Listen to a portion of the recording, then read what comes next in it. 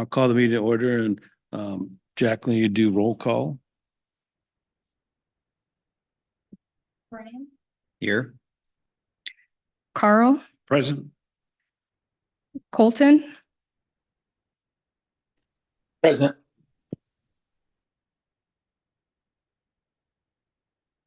sorry, just 1 second. Don Williams,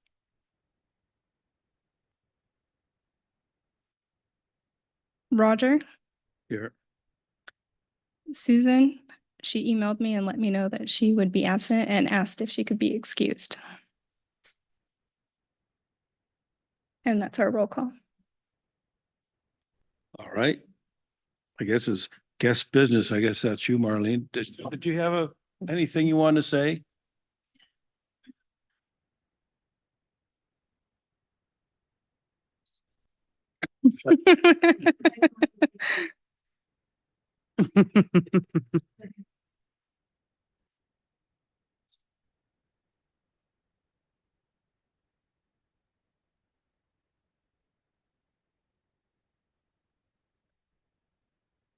Well, I'd like to thank Marlene for really pulling the strings to get the Eagle Ridge Park together. I mean, her and what was her name? The other gal that helped you? Okay, yeah.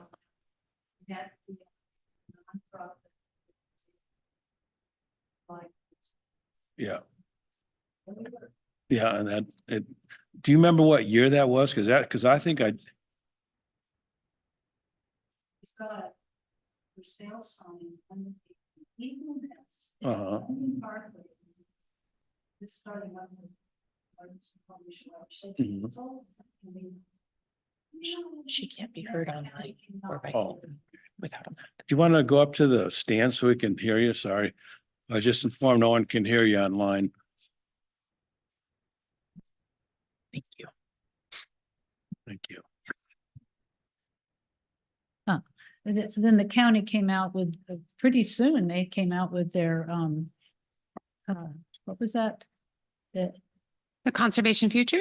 Conservation Futures. So I did the grant for Eagle Ridge, and I'm not sure Karen or I did the grants for the other two parks and the historical old mill site. Did Terry have a hand in that too? I Who? think Terry was on the Parks. Oh, Board. yeah. Yeah. Yeah. Okay. And so did Christensen. Her last name is Christensen. She passed away. Those ladies were all on the Okay. North Snohomish Watershed Council. Yeah. So Well, Marlene, 30 years is impressive. So we would well, like to. Is still hanging in there. He's not in the spotlight tonight, No. but 30 years. And I did go back and look at the Eagle Ridge, and I think it was called Eagle View Park back in the day when it came up. So that project, as you know, is slated for next year. And we're very thankful for your efforts. I saw a lot of Oh, we- grassroots. We were just thrilled to get those parks saved because, all the building and everything was just.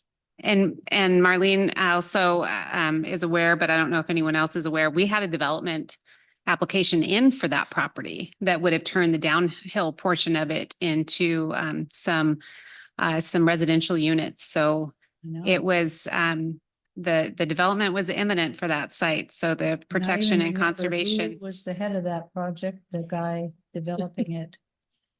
Well, Yeah. we're glad that it's protected for the future to enjoy on that Yeah. property. And it's been an absolute pleasure working with you in the shorter, all relative in the shorter time that I've been here, but you've been wonderful to work with. And You've thank been you. wonderful too. You guys, all you ladies just do a great job. Thank you. So We hope you can find some very fun things to fill up your time. It sounds like you will. oh, yeah, I think Monday, there's a Tuesday. funny election coming up. So I might be out there. Well, thank you so much. Okay, Thanks, thank Mark. you. Yeah. guys. Thank you, Carl, Marlene. enjoyed your different perspective when things have come up. Yeah. You have found little things that hadn't been thought of and stuff. Well, we've had a lot of good talks over at And yeah, Aquafest it's been great. So in the market. But you can still come back and work on the foundation and be the Wednesday Farmers Market. I know. That's okay. Yeah. Well, I'm not leaving there. But thank you very much, No, Marlene. because I've been on there since the very beginning too. So And one thing I'll remember is that Marlene was not a fan of orange playground equipment. the what? Marlene was not a fan of orange playground equipment. Oh, When we no, did, yeah. when we did North Yeah. Cove, that was her, her comment, no orange. Classic blend in type stuff. A little red here and there. Thank you. See you guys. Thank you. Send postcards. Is that someone?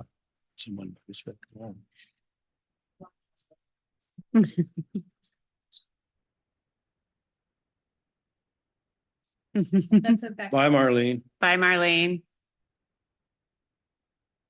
Sir in the back, do you have any business you want to address? No?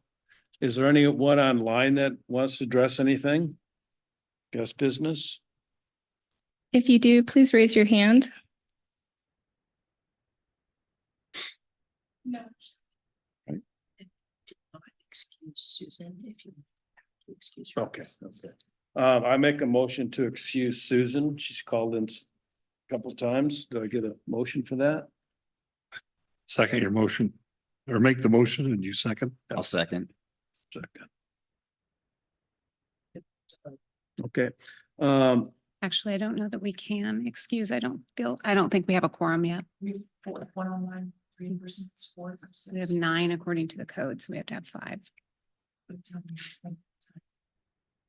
don't believe so, but we can double check it. I could be wrong. What's that? Oh, and the team? If we don't have a quorum, then. Yeah, so on. You have the action items.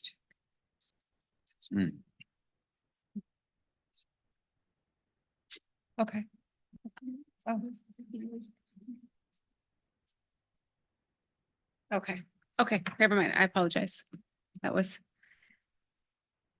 a simple majority of the park members appointed. So currently we have 6 members appointed, and we have 4 members present. So we have a quorum. We do or we don't? We do. Okay. Okay, so this, we need to make a, So let's hold on. We had a motion to excuse an absent with a second. So we have an open motion. When we have an open motion, now we need to vote on that. And so do you want to do roll call for a vote, or do we just say all in favor? Okay. I, Aye. And any opposed? Motion passes. all right, back to the, we need to appoint a new chair and vice chair. And Jill, is Tina eligible, or do we have to wait till tomorrow for her, or? Tina would not be eligible until she's appointed on the board. Okay, and that's tomorrow she should hear. That's when it's scheduled. So can we make a suggestion for her to be on it, or should we just pretend she's not? So you can do one of 2 things. I would ask if anybody else is interested in being a chair. Okay. If not, to loop you in. Tina's appointment had expired on December 31st. She has asked to be reinstated, but that cannot technically take place until tomorrow's council meeting. So you have 2 choices. You can vote in a chair and a vice chair with your current board members, or you can decide to table this and bring it back at the next meeting to vote at that time. It's your choice. I'll make a motion to table it and bring it back when we have more members present. I second. Okay, motion approved. Now you have to vote. Oh, vote. All in favor? Aye. Aye. Okay, and all opposed? Motion passes. Okay.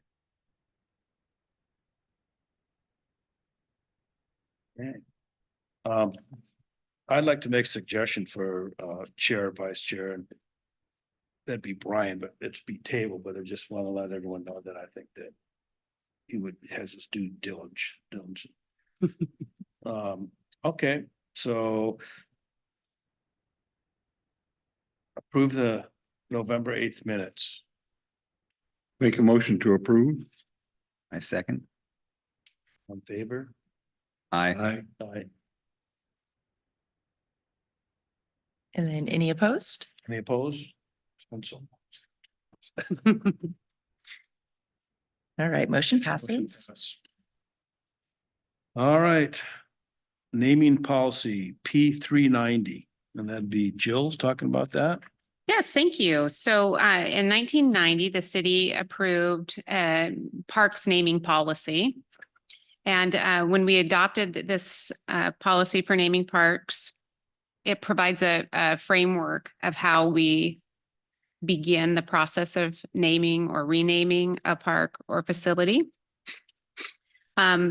The policy, because it was done in 1990, it needed to be modernized and just brought up. There were some issues that were really inefficient. So under the previous policy, it would go to the city. Someone would have to approach us to start the process. So even though we knew we would have a park coming on board, like when 20th Street Ball Fields, for instance, which will come up later on your agenda. When we know it's coming online, we couldn't begin that process according to the naming policy. So the city council would have to receive a request from an individual, and then the city council would decide whether or not it was timely. And then the city council would remand it to the park board, and then the park board would hold a public hearing. So under the proposed language to revise the naming policy, this language would provide the Parks Director the ability to review and initiate the process. So if, as we know that this park at 20th Street Ballfields is coming up, Sarah could initiate that process to send it to begin the naming process.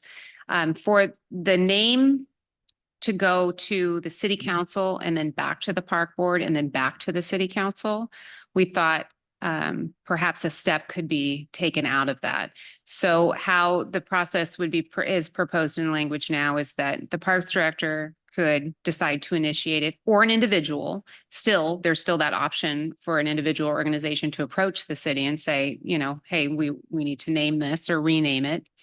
And then it would go directly to park board. So park board would make the decision on whether or not it's timely. And then it would go from park board to the public hearing process, which is the staff solicits ideas and names from the public. And it's outlined in there from the newspaper to the social media. And then at the end of 14 days, we take all of the submissions and present it to the park board. And then the park board would be voting on their preferred name, and then that would go to the city council for final. So that is a brief synopsis. I have provided the policy in red line form in the packet. So it has the original language, and then any changes or red strike throughs, and then any additions or underlines. So when you said that Sarah would make the initial, are you saying that she's just going to give a name and then we're going to wait for the other names to come in? No, she would just initiate the process. So the Parks Director could say, okay, Parks Board, we have a new park coming online. So we're going to need to start this process. So it doesn't cut out the public. The public can still approach and decide. There is some other, I guess, modernizing of the language with, we wouldn't take on renaming a facility without a pretty compelling reason.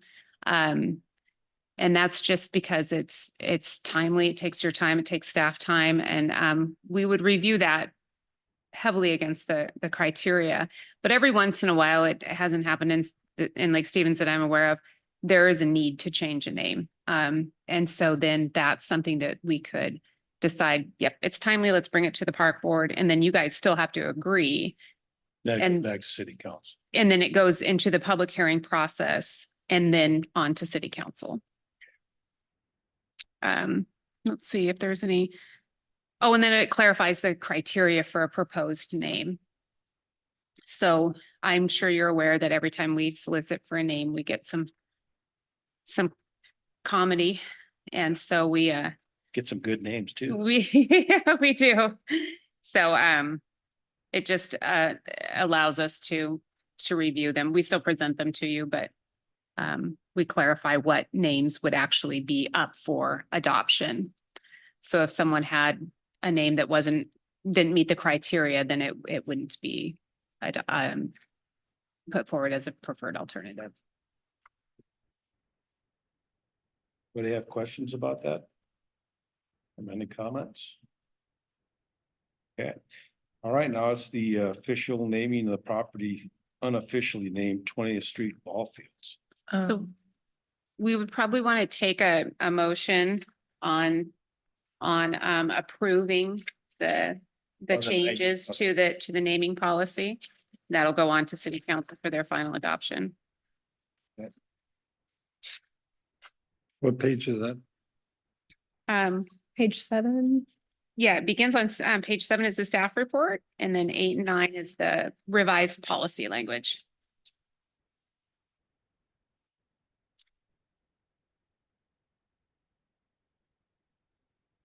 So the stuff in red, is that the changes? Yeah. Correct. Yeah, the strike through will be language we're removing, Okay, and then underlined is addition.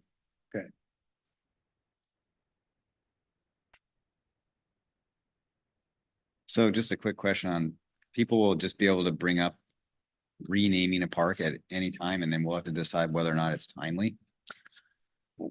Well, potentially, generally, the parks director is gonna look at that as, you know, if it is appropriate. So it'll be reviewed for appropriateness. Okay, so we won't have to get involved within every time somebody says, hey, we should rename a park. Correct. Under the language here is that it would go to the director first, and then she would remand it to the park board to initiate the process. And then, so let's say somebody was soliciting the Parks Department and said, hey, we want to rename this park. If I, as the Parks Board, tell them it's untimely, I don't think it's a good fit, it wouldn't come forward to the Parks Board. However, if that group or individual felt very strongly that it still needed to be considered, they could come to this meeting or a city council meeting, either way, guest business or public comments, to continue to voice that. And so it wouldn't never come forward if it was something that somebody else thought was timely and needed to be considered. And then either city council or the Parks Board could say, yes, we agree that it's timely, and then move the process from there. And once we say it's timely and open that process, we go through a series of public outreach, consider different names, and start working on that. So It when was we, basically 2 avenues. And Yes. in any circumstance, we would always solicit public input. So for instance, if somebody came and said, I want to name this park after myself. Well, we would, have to determine whether or not that's appropriate. And then in the event, even, if somebody felt, yes, we want to move forward with this, it would still go to the public, and the public would still be able to solicit, or give us their feedback.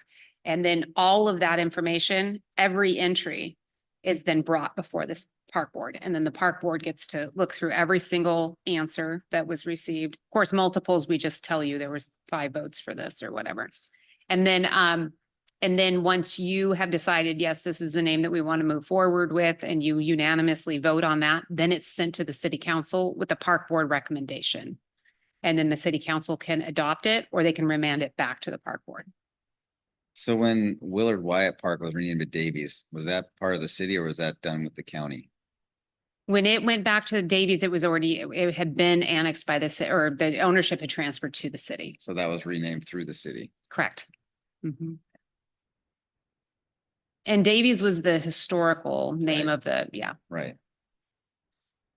So is that something that's common that people ask to rename parks? Seems like it'd be rare. it's not. It's generally because we have some coming on that it even comes up, and every time that we open up the code or open up this policy, we go, oh, that's a little dated, but it doesn't happen that often. So we thought now is the time to go ahead and and bring that forward. And then have the city council authorize the mayor to sign the changes. All right, can I get a motion to approve the P 390? I make a motion to approve P 390. I'll second that. Is there any objections? You can see if there's any discussions you further want to have about it, or you can ask for the vote. All right. Does anyone want to make any more discussion? I think we discussed it. Should we make a vote then? All for, say aye or approve. Aye. Aye. Aye. Thank you. And always make sure that you ask for anybody abstaining as well. So anybody opposed. Anybody opposed? I think Brian's on there. Okay, anyway. It's to make sure you don't miss a voice. Okay, so now official naming of the property unofficially named 20th Street Ball Fields and Trailhead. Jill again. So according to the parks naming policy that we just discussed and approved, the Parks Board would consider if a request was timely. The Parks Director has already stated that we need to begin the process, or she feels it's timely to start the process of the 20th Street Ball Fields to be formally named. And so now it's being brought before the Park Board to see if you agree that it's time to be named. It's due to be constructed in 2024. And the ball fields themselves and the trailhead will have a park name. And if you remember before, we did go through this process for the 20th Street Ball Fields, and there was some discussion on it, but no formal name was adopted. And so we feel that now it's timely to go ahead and begin the process and start the public outreach. And then you would hold the public hearing at your next Park Board meeting in March. My question about that is, are we gonna just keep one name, or are we gonna split up like, Joe Blow's Dog Park and, Sam's Athletic Field, or is it just gonna be one name? So proposed right now, it would be one name, but there would be opportunities to have sponsorships potentially. So the dog park could be, sponsored by Petco, excuse me, and then it would have its own, name associated with it. But the property itself would always have a name, Okay. like, right now at the 20th Street. Mall. Yeah. What a great name. But if you have a Cavalero or, any of those names, you'll still have elements that you can name or dedicate or have sponsorships on within the park property, but we want that park property to have its own name. Has there been any discussion of getting sponsors for some of those certain areas, to help maintain the park? It is our intent in the future, but staff has a lot of legwork first Okay. to create a policy around how we would do naming rights and sponsorships. So that will be brought forward. I'd like to say in about 4 months from now, but really just depends on how quickly we can iron that stuff out. How fast you can get to it. So Lake Stevens has never done any kind of like sponsorship of any of the parks or anything like that, right? The city of Lake Stevens has not, to my knowledge, but I know that the ball fields they'll have sponsorship opportunities with advertising on the backstop or on the On the fence. correct. Okay, so it wouldn't be like Petco is gonna pay to say this is the Petco Dog Park in Lake Stevens. That's how the model would look. Okay, it would. Obviously Petco has not made any commitments, Yeah. but we don't want that out there.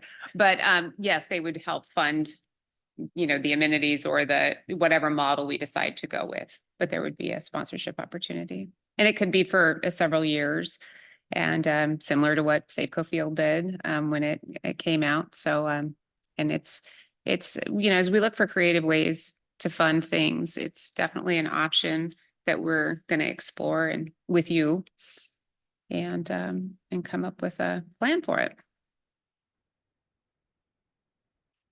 All right, any other questions? Any more questions? Colton? Start watching. Nope. All right, let's move on then. So you would need to call for a vote if you felt like it was timely, then we would begin that process. Motion to. Make an I thought we approval, did I'll that. make a motion to a vote. make a motion to vote. Make a motion to begin the process of naming the property informally known as the 20th Street Ball Fields. I'll second that. That's confusing, but. One needs to make the motion first. That's it. Okay, I'll make a motion to vote on changing the name or formally naming the 20th Street Ball Fields. Make a second. Okay, so make a motion to approve. I'll say aye for approval. Aye. Aye. Aye. Any objections? Any other comments? Nays? Like I said, goes, All right, thank you. okay, now approve the 2024 work program. Jill again. I know, you're just hearing from me a lot today. I know. So before you, you have a draft 2024 work program. If you'll notice, we changed the format of it slightly to be more concise and to give action items. So as you'll see, the first one, first quarter is renamed 20th Street Ball Fields.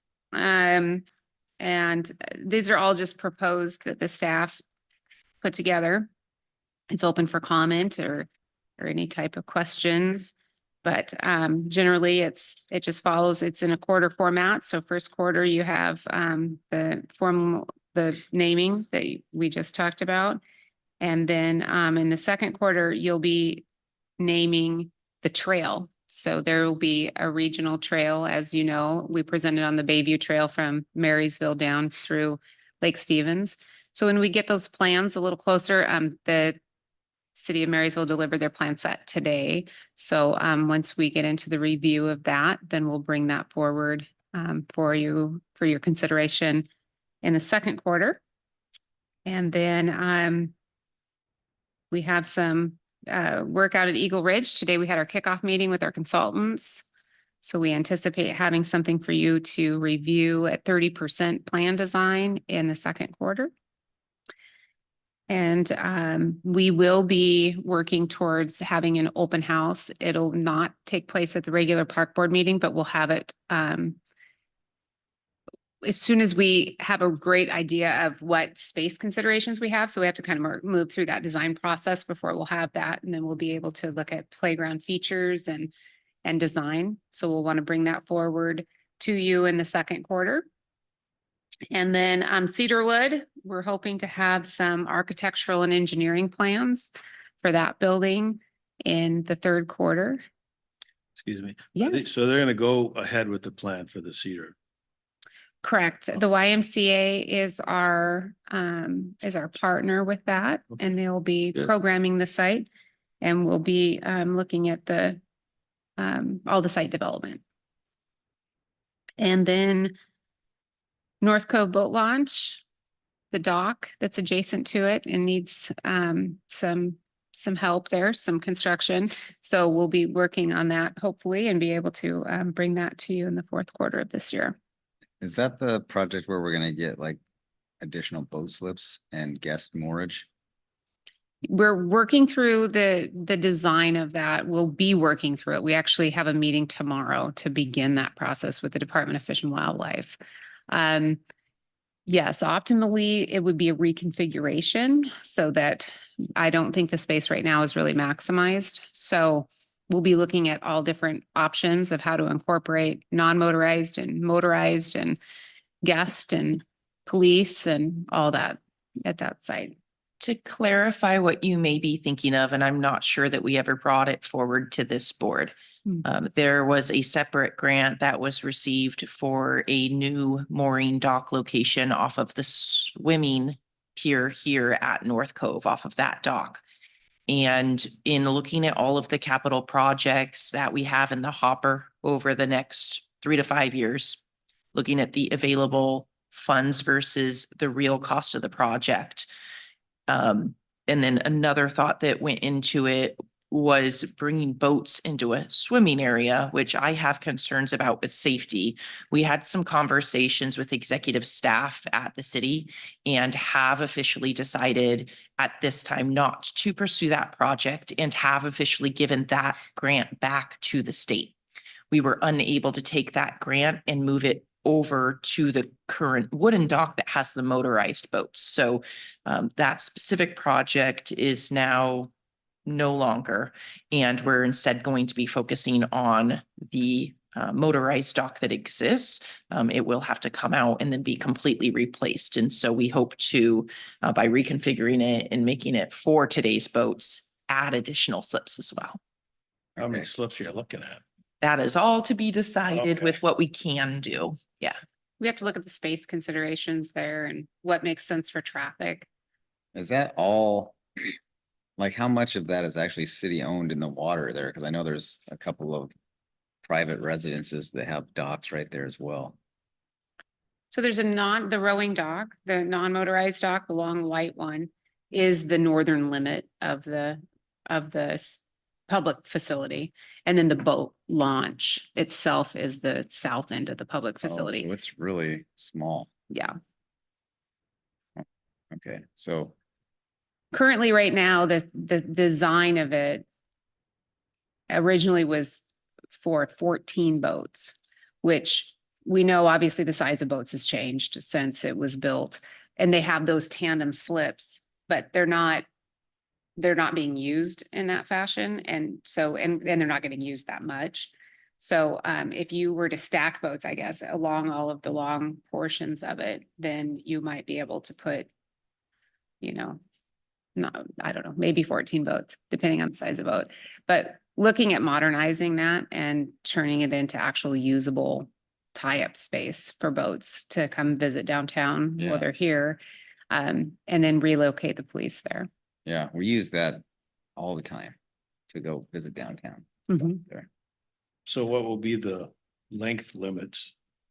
We're not sure yet. We're gonna have to get into design and find out. There's a lot of different entities that will determine that. And then obviously space is gonna be our biggest, but through design, we can configure it in a different way.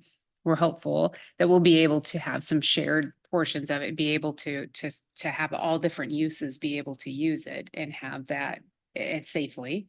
So there's a lot to do before we'll have a great idea of what design is going to look like.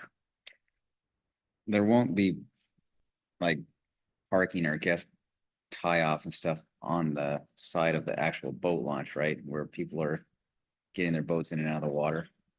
We're not sure. I guess once design begins, once you launch your boat, you need a space to tie up to just temporarily while you go park your vehicle and then, jump in. So those, ultimately right next to the Yeah, boat that's launch what I would would think. be- That would be for specifically doing that. versus Correct. someone Permanently just be like, I'm gonna go visit downtown and then block. Right, correct. So, but under a different configuration, we don't know. We don't want to put any limits on it right now without seeing, what's brought forward. But anyone that's launching there will have a space to tie off and then, and go park. And all of these designs will be brought forward. Mhm. So we'll kind of start with concept designs and what we think is possible with the space. And then of course, down the road, we will hire a firm to work on the reality of it.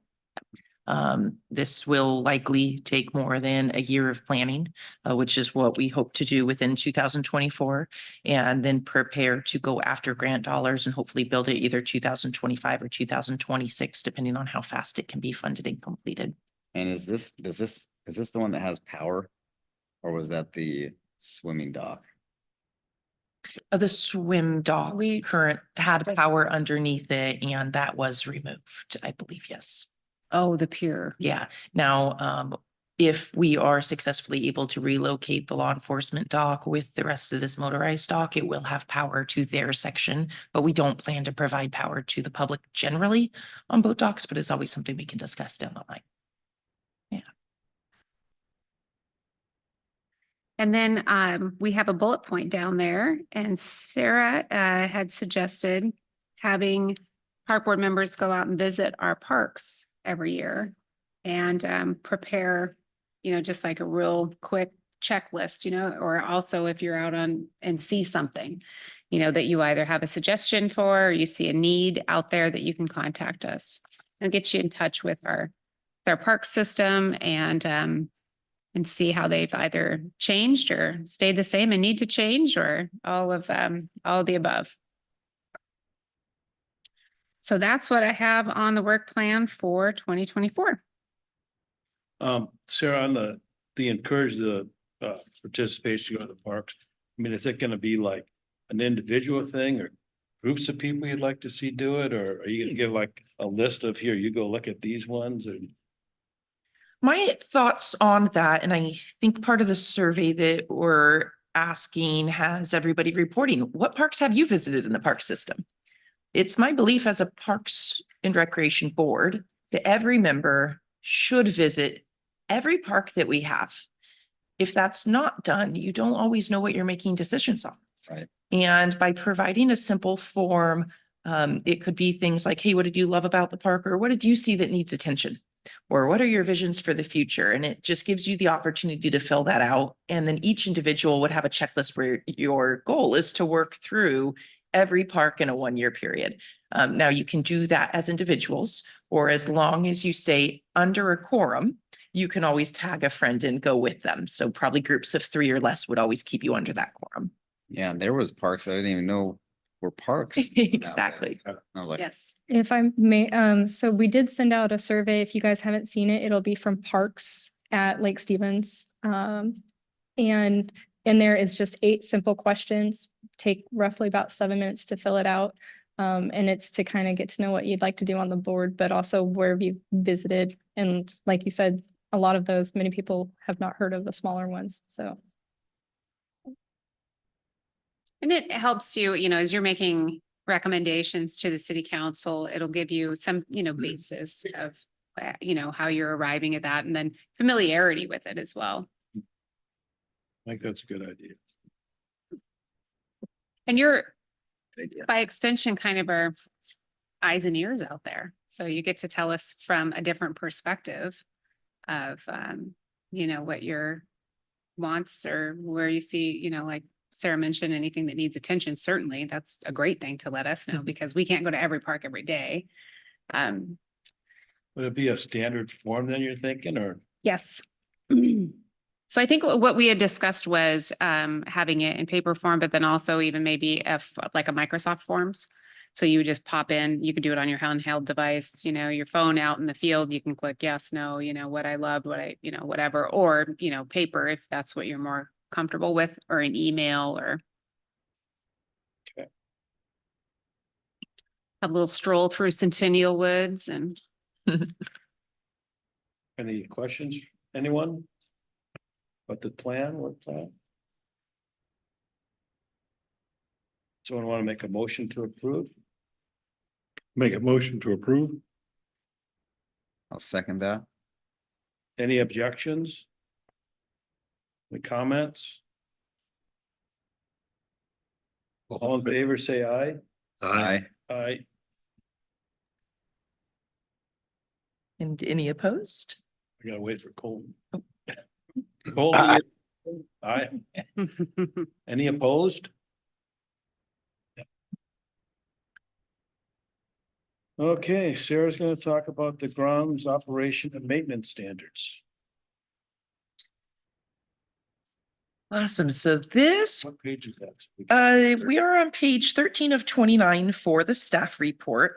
You'll notice pretty quick as you start going through the grounds operations and maintenance standard packet that you're going to get into double numbering, because it documents the page number of the standalone document by itself, just to help you there. This is something that has been on the Parks Department radar for over a year now. It was part of our 5-year plan that we had created and brought forward to the council to keep us on track with development of the Parks Department. What this document is it is meant to be used internally by staff. How are we keeping our parks? What are our standards? If we put something new in, what does that look like? And how do we do things on a routine basis? And then it's also to be used by the public and this board so that you know what to expect as well. And with this, we're asking for all of the board members to read through it and let us know if you have any suggestions, anything you have concerns about, anything that you want to see added or changed. Our goal is to bring it to city council 2 weeks from now. And so we are going to be doing a final read through in our department as it is currently in draft form. When we take it to the council, we'll incorporate any additional comments that the Parks Board have. And so if you haven't had a chance to read through it, we would ask that you do that within the next 5 days and get us any of your concerns by Friday, the 12th. That will allow us time to incorporate it into the document and then get it uploaded to the council for their review on the 23rd. Now, with this first pass through and this first approval, I will be letting the city council know that this is a baseline. This is our starting point. We can also create a wish list of future additions and really continue to make this a robust document. But we don't want to get caught up on delaying it 6 months because we're always trying to add something else. We had a lot of participation. I think just about every staff member at this point has touched it, except for perhaps 2 admin staff. All field staff had a chance to review it. We took industry standards on many of these in order to build out what we thought was appropriate for the Lake Stevens Park system. A lot of it incorporates what we have already been practicing and just puts it into writing. The main thing to get familiar with is the language. And so there is a section in here called maintenance guidelines. Those apply to the park system as a whole. How should a park bench look? How should the trails be designed or kept? Picnic shelters, restrooms, how do we treat graffiti and vandalism? And then we also talk about specific parks. In order to talk about specific parks, we created levels of maintenance. Levels of maintenance 1 through 4.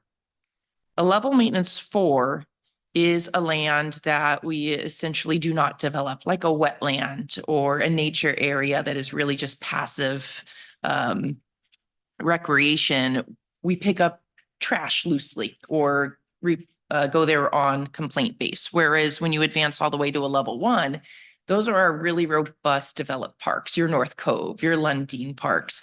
So we talk about different levels of maintenance and the standards within each.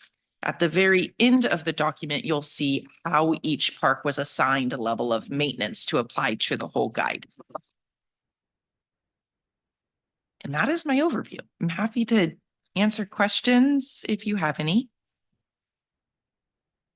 I've got to read this more, but isn't there some stuff in here that really, we don't really know anything about, like landscaping and stuff like that? Each of you may not have robust knowledge on what should the fertilizing plan look like. How often should you aerate, right? What is girdling of a tree?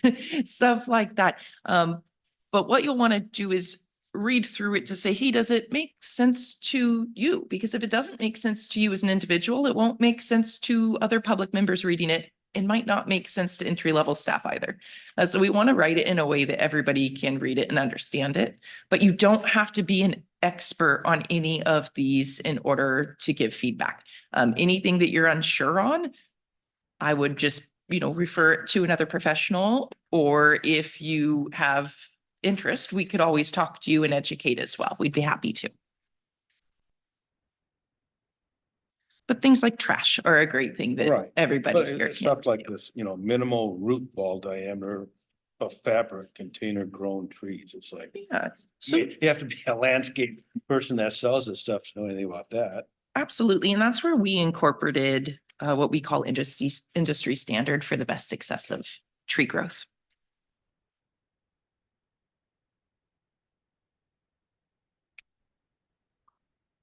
Is that it or? That's it. There's no vote. If you guys have any discussions now or any specific questions, I'm happy to answer them. Otherwise, we'd hope to hear back by Friday the 12th. If you can't make that deadline, That's okay. At any point in time, you can always give us feedback on it. It just might not make that first round of edits that goes to council for that Okay. first approval. Any comments? Carl, I Ryan? can't think of anything right now. Okay. Yeah, I'll provide feedback. Yeah, I need to read it. Look at it better. All right, so I guess, Parks update. Fabulous. So I did have one item that Carl had asked at our last meeting, and I wanted to bring that back. He had asked about the size of the Caballero Dog Park and then the size of the 20th Street proposed dog park at 20th Street Ball Fields. And the difference is the size of the Caballero Dog Park right now is 1.9 acres, and the proposed at 20th Street will be 1.3 acres. So it's not a huge difference. Yeah. So I just wanted to bring But that back. it's narrower too, isn't it? The 20th Street compared to the Cal Correct. Yeah. It's a little different setup. Yeah. dimensions. Yeah. Okay, so January 2024, our parks update. So the park ranger position that was approved by city council will be recruited for in the first quarter. This will be the first park ranger position that the city has had. And the department, they look at this as half, or well, I don't know what the exact percentage is, but they will be assisting in doing park ranger activities like education to the public and monitoring our sites, but also be doing some light maintenance as well. So taking garbages and things like that. So what is their actual duty then? Just to go around the parks to make sure that they're look good and there's no trouble and, you know, any maintenance issues? I mean, do they go to the parks every day or is it? Yeah, so the idea is that they would go to the parks every day. That's a work day.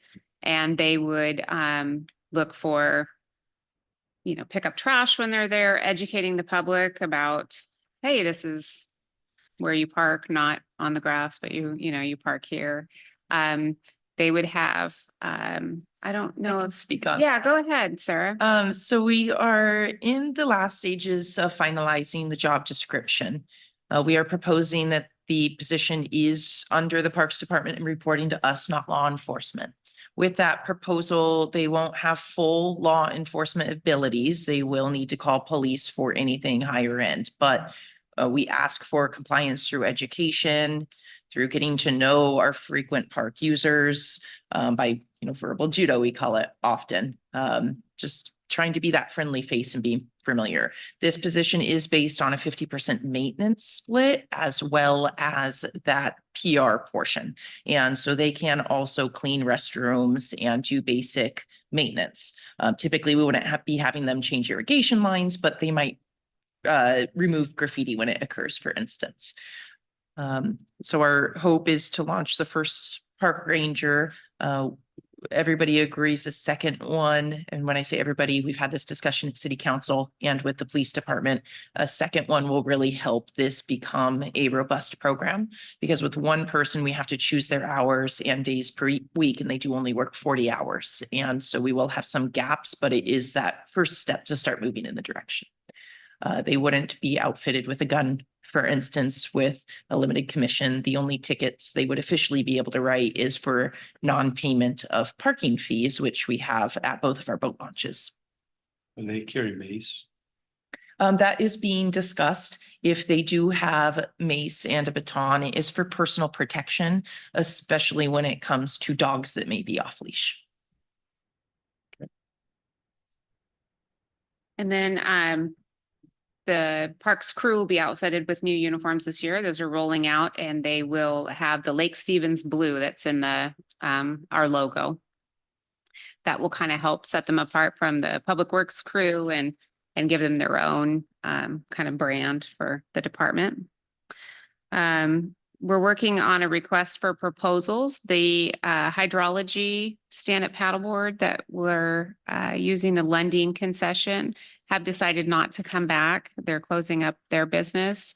So we'll be getting proposals for some type of a vendor at that site. And so if you know of anybody interested, feel free to send them our way.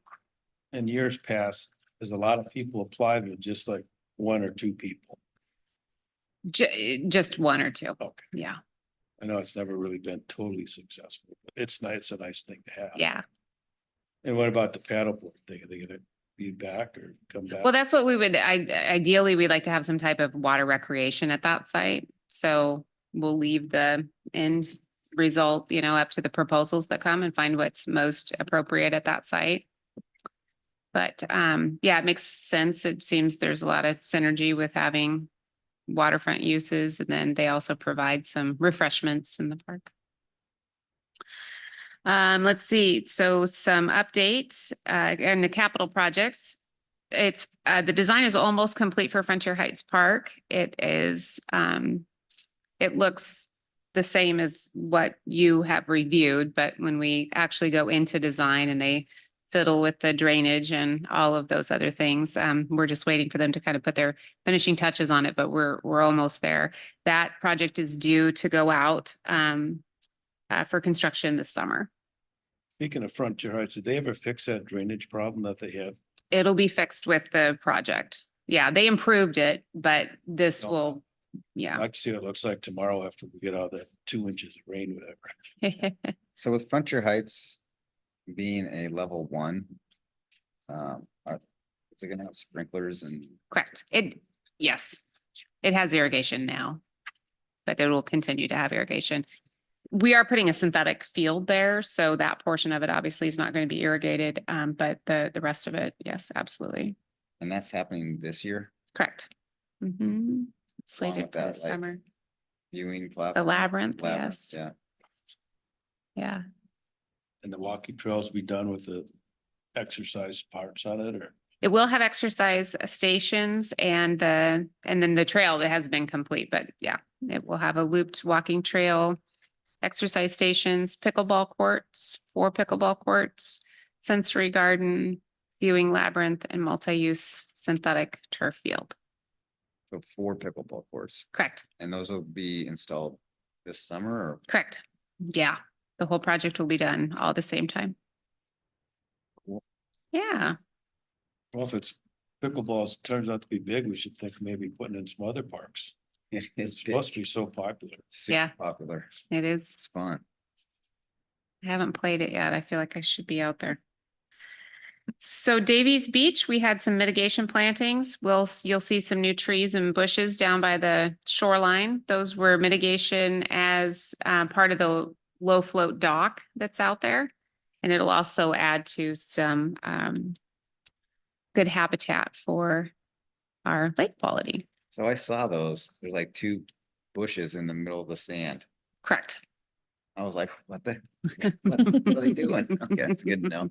Yeah. So that's for like maintaining, like preventing erosion or something? What is that? So it's kind of multifaceted. So they are habitat, and they also, through their root system, clean water for any runoff water. So you get improved water quality.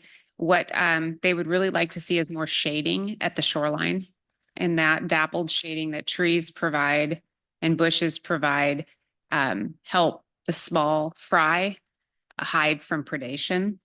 So what did they plant? It looked like some sort of laurel, something that didn't. They're all natives, so there's some mock orange. I'd have to pull the planting plan. But there's, I believe, a willow and maybe it's not a short pine, but I'll have to look. Yeah, I don't have the species, but they are recommended for that environment. Like to have their feet wet, we like to say. I think I touched on this earlier, but Eagle Ridge, the consultant, we had the kickoff meeting today. And they're going to begin their work. The surveyors are out in the field, and the wetland delineation will be done by the end of the month. We also installed a life ring out at Sunset Beach. There's a picture of that included in your packet. And then a picture of the new bench that was installed next to the basketball hoops at Frontier Heights Park. Wrap up kind of for the year and events was Winterfest and Harvest Fest. They were very successful. Staff has held the debrief, and we're looking at improvements for next year. And then as well as getting those final numbers, we'll have those in report out at the next meeting. And the upcoming events list will be coming soon. Tanya's been working really hard and has some excellent ideas coming forward for next year.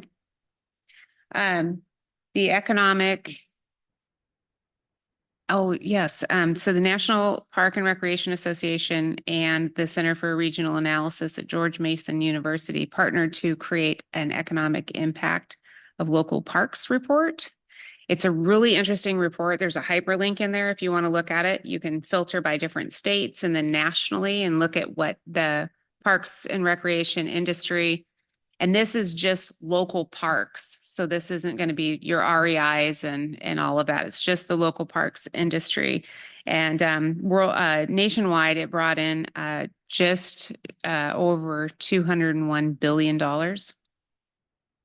And oh gosh, over a million jobs, excuse me, it looks like. So that's nationwide. When you get down to Washington State, we were ranked 8 out of 50. So we're doing pretty well. And we had an economic impact of over $5 billion. And that was for 2022. It's like just over 23,000 jobs in Washington State. So, but there's a lot of really good information in there and quality of life improvements and a lot of data. So if you're wanting to look at that, the link is there, or you can get to it from the NRPA website. Who was first? What's that? Who was first? California. Yeah, They do have some really nice parks. and they do. trails. And they're just, the state is so large and the population is so high. Yeah. There's no wonder there. So I included some pictures there of the Davies Beach plantings, the life ring and the bench. Sorry. Ask about the bench. Yeah. Was that donated by someone? The city put that in? The city put that in. And then by the picture, it looks pretty darn close to the basketball court, but did someone get hurt? It is on the out of bounds side. So it would be, oh gosh, about 3 feet or so from the actual line of play. So it'd be real similar to like going and watching a basketball game. Yeah, but that's street basketball. It's not. Okay. The reason it is positioned as it is on the asphalt is for ADA. Oh. So with that, you have a route to it. Without doing another four. Yeah. Anything else, So it Jill? Yeah, it looks like there's some dogwood, some birch and mock orange out at Davies. Just to answer Brian's question. Thank you. River birch. So Yeah, it really loves River the. birch right on the shoreline, it looked like, and then the mock orange was up on the. Mhm. But is the river birch a real delicate tree that splits and falls down in high winds? Because there's some birch trees that are really fragile. The river birch is tougher of all of, Tougher. as opposed to like the white birch that are on the backside that most of them have died Mhm. on the street Okay. level there. I think they're way more disease resistant, Okay. and they can have really wet roots Mhm. for long periods of time. That's good. Anything else, Jill? I don't have anything else. Any questions? Nope. Not for me. Anyone? No. Okay, board members report. Colin, you got anything to report? No, nothing from me. Thank you, Okay, though. thank you. Carl? Ooh, I thought I had something, but now it went out Anything together from the here. arts and parks? Pardon? The arts and. Oh, that's right. Arts and Parks. We're getting close to, thank you. Getting the tiles on the inside of the spray apparatus, no, spray The water Easter feature? Park. feature. Yeah. I guess. And then the fish on the outside. So I think we've got, I forget how many fish we've got, but it's enough to make a start. And so the inside will be a mural of tile colored, and it will to look like Mount Pilchuck and then down through the creek and then out to the lake, so there's animals in it. Stuff, and it's built with anti-damage or people trying to spray it or Anti-graffiti. graffiti stuff, so let's hope that really works. So can you keep adding fish or, I mean, is it like, would you put all these tiles in there? Is there? Well, tiles are gonna be on the inside. Okay, So there's the mural, which would be Right. completed, and then the Yeah. fish you can purchase for like, you can get your. but it's fantasy, not, Right. Is that on the backside? It's on the back, the Yeah. fish are on the Fish on the backside, backside, the murals on the inside. and once we sell them all, then that'll be it. okay, Have There's to only find, so have to many find spaces. another wall. yeah. Hopefully it's that popular. Yeah, I'll keep selling. Brian, I think when we would kind of slowed way down, but this summer during the summer in the Wednesday market, every once in a while, see, it's funny, people would look, come along and then all of a sudden you'd sell 2 or 3. And then it'd get really quiet the rest of the time, but I think once they're on the wall, people are gonna be more interested. I just had a question did we ever get the landscaping done on the water tower sculpture? It has not been completed. There are several projects that are kind of open and outstanding just based on staff resources. Additionally, the cost to put in the pathway around it exceeded this year's budget, and so we will be carrying that over to next year. We're in a period of time now with the hard freezes coming in that we won't be able to finish plantings for a while, but we have acquired all of the plants. We acquired 400 and something plants for around the city. Yes, we had, I think, 5 different planting projects, and so all of them have been acquired, and unfortunately, we ran out of time. Nice. where are they gonna be planted? We had the Davies restoration, we had the Art Tower, we have the Frontier in GPA. Festival Street, There we go. Davies, North Cove, Light Tower, and Frontier Heights. Brian, you have anything? That was it. Okay, I don't have anything either, and I will ask for a council report, but I don't think anyone from the council's online, so. No, I will update that we do now have an alternative in addition to Transgen. We also have Shorested as the alternative. So I'll reach out to them and ask them to coordinate in the future. So hopefully we'll always have one here moving forward. And I was mistaken, that was 582 plants ordered. All right. Carl, you have any upcoming agenda items you'd like to put on the books? Can't think of anything right now. Brian? I'd like to put one thing forward and, I'd see what happens, but I think that we should do something for Marlene that got that Eagle Ridge Park started, because that was a big thing. I mean, that's a nice piece of property and she did a lot of work to get that, just a little plaque or something, because I mean, if it wasn't for her, who knows what, it might never gonna be a park. That's an awesome idea. No, it was by accident, basically, for sale sign. Oh. So, Right. So just Well, yeah, I mean, commemorating the fact that she put all that work. yeah, into because someone could have just Park. bought the land and Yeah. built houses on it Yeah. too, so. But I just think that that'd be a nice gesture. It's an excellent idea. We For all the years. should be able to put that in the plan somewhere there with all the stuff we're putting in, there's gotta be a spot Yeah, Yeah, 30 years of recognizes the, service too. the effort. Huge. like we're gonna do with Carl and the little pool over here. Yeah. Do we currently have a policy in regards to recognition type items within our parks by chance? We do. We've had past practice. And so I know at Caballero, if you go, you have your plaque there, the park board does and the city council. And then we had a sign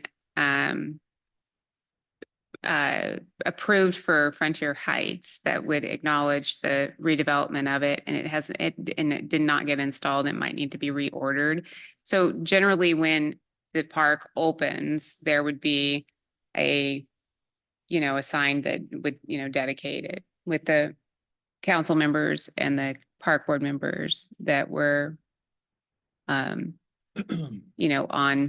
I keep saying, thinking on staff that were, appointed during that period of Well, time. what happened to I know years ago when Cavallaro was, you sent me a picture of a plaque. Mm-hmm. Is that, I looked there many a It's- time and I can't see. it. Oh, okay. I'll get a map of where it is Okay. and send it over to you. Yeah.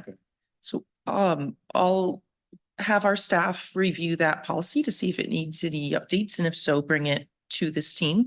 And then we'll also mark our records for Eagle Ridge and making sure as we look at the development that we remember to bring up the Marlene dedication. Okay.